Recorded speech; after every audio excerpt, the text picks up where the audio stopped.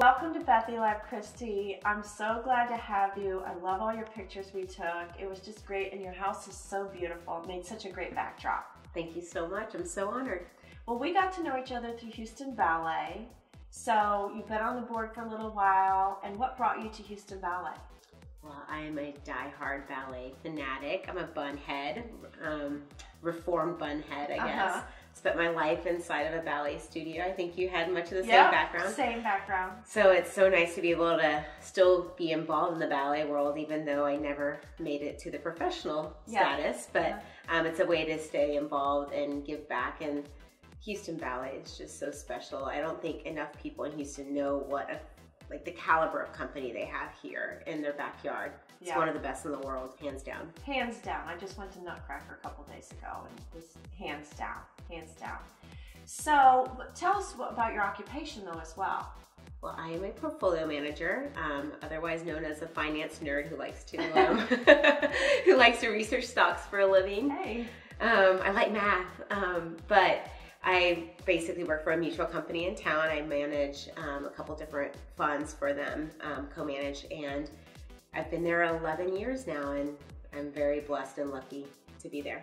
So now you grew up in Dallas, and your parents were from Cuba. Tell us about that, them coming over here as well as you getting from Dallas to Houston. Yeah. So both of my parents are Cuban, 100% Cuban, and if you see me on Instagram, I always hashtag my sons as the white Cubans because it's so weird that they're both so white and I'm not.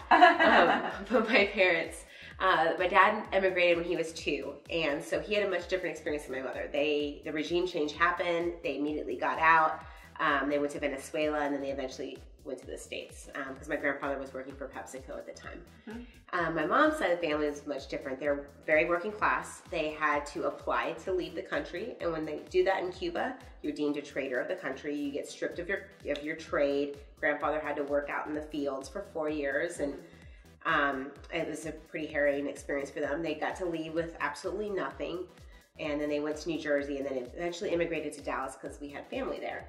And then the Cuban community being all of maybe 4 people in Dallas, my parents met. Wow. Yeah, it's a very small community.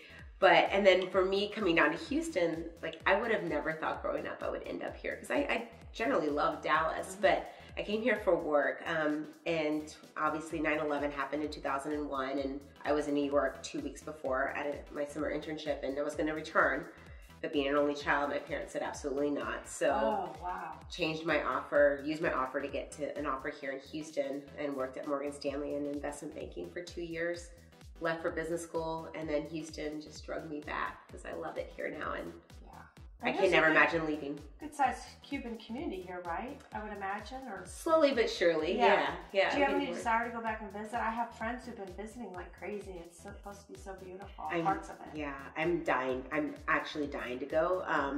It's kind of a sticking point right now with my husband and me because he really wants to go now. But out of respect for my grandfather who left, my dad's father who left most things behind, never saw a lot of his family members again, it would really kill him for any of us to go. So gotcha.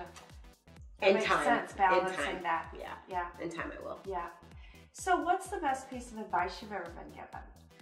Oh, so the Serenity Prayer is one that I always say to myself because I'm very type A and very hard-headed, and I'm always trying to change things that I can't. So if you're not aware, for your viewers, the Serenity Prayer, I'm going to butcher it because I'm very bad with sayings and whatnot, but it goes something to the effect of, dear Lord, give me the serenity for the things that I can't control or that I can't change. Give me the courage to change what I can, and give me the wisdom to know the difference. Yep, I'm familiar with that. So that's something I'm always having to remind myself because I'm an Aries. I'm strong-willed. Oh, yeah. What do you do in your downtime, if you have any? Yeah, I wish I had more. I'm like, what is that? So there's not very much downtime because I work full-time and have 2 young kids. 2 little children. But I love to cook, and it's really important for me to cook for my kids. I grew up with my mom cooking for me, And so that's one thing I do, although it's not really in downtime because I have to do it after the kids go to bed late at night. Oh, so you cook late at night? Yes. And then you just save the food for Either the next day? save it the next day, or I pre-prep everything to where the next day I just have to put it all together. What do you like to cook? A lot of crock pot meals. Oh, yeah. Cuban food, obviously. Seafood on the weekends. Really anything. I love to cook soups too, although my husband doesn't call that dinner. Yeah, you need something with it. I love soup though, but I like something with it, you know. So I love to cook. I like to work out, travel, eat good food, drink wine, and read books when I get a chance. Oh, really? What kind of books do you like to read? Historical nonfictions I really like. So two recent ones that I read that are along the same genre are The Nightingale, and I've probably read one too many World War II books, but this one was just amazing. It takes place in France, and there's a lot of historical context, and of course it takes some liberty, but it's historical fiction, so you can't put it down. That's really interesting. And then the other one that I read recently was The Aviator's Wife, Charles Lindbergh's wife's story. Oh. And I'm sure they take liberties with that, but do they talk about the kidnapping of the baby and everything? Wow. And he was not a nice person throughout that. And he had another family. And like, I didn't know that. I didn't know any of this. And when the book's phenomenal. And it's kind of chick lit-ish. So the writing isn't great, but and since I've researched some of the topics that were like the kidnapping and the other family, and it's actually true. A lot of it, That's amazing. My mother used to tell me that my grandfather got very, very, very upset over that kidnapping because my uncle, who was his son, was the exact same age at the time. Oh, gosh.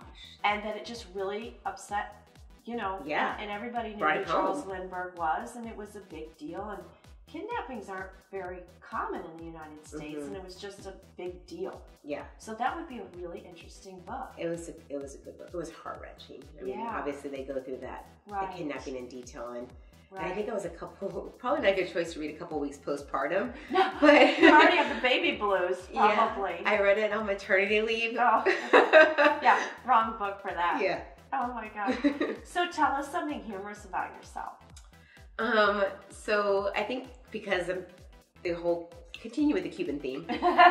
English was not my first language, even though I was born in Dallas. My mom's grandmother helped raise me for the first 4 or 5 years because my mom was a single mom at the time. Anyways, and so I learned Spanish first. And my mom has the same problem, and as a teenager, I used to rail on her for this, and now I'm becoming my mother, but we say a lot of words incorrectly. I say a lot of sayings incorrectly, like, call a kettle pot, like those, I get everything mixed up. And I also add S's where they belong, or they don't belong, and take them away where they should. So, like, Tootsies is Tootsie for me. Oh, I wonder what that, Neiman Market, well, I guess a lot of people say Neiman's, but like I always add S's to words that shouldn't have them and make things plural and vice versa.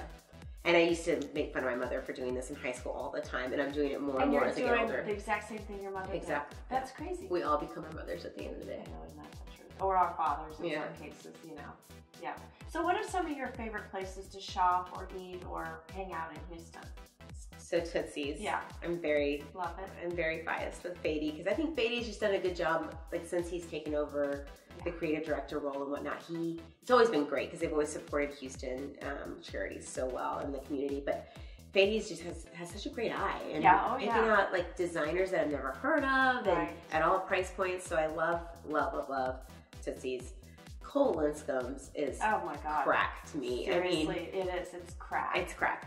I went in there today, and of course, you go in there for one thing, you walk out with 5 others.